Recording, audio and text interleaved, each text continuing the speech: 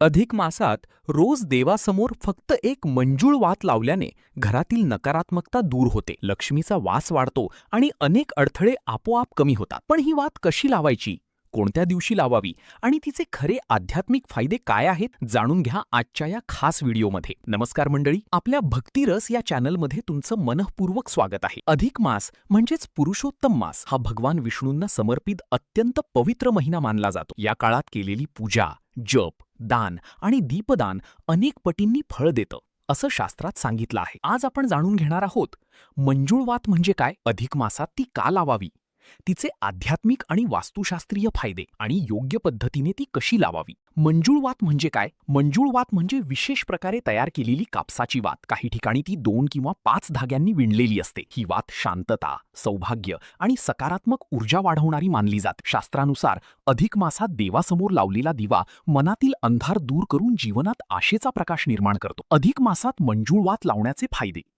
1. घरातील नकारात्मक ऊर्जा दूर होते. रोज सकाळी किंवा सायंकाळी मंजूळ वात तुपाच्या किंवा तिळाच्या तेलाच्या दिव्यात लावल्याने घरातील तणाव, वादविवाद आणि अशांती कमी होते. 2. आर्थिक अडचणी कमी होण्यास मदत. भगवान विष्णू आणि माता लक्ष्मी यांच्यासमोर मंजूळ वात लावल्याने धनप्राप्तीचे मार्ग खुले होतात, अशी श्रद्धा आहे. 3. मनाला शांतता आणि सकारात्मकता मिळते. दीपाच्या प्रकाशामुळे मन स्थिर होतं. चिंता, भीती आणि नकारात्मक विचार कमी होण्यास मदत मिळते. 4. देवकृपा आणि पुण्यप्राप्ती.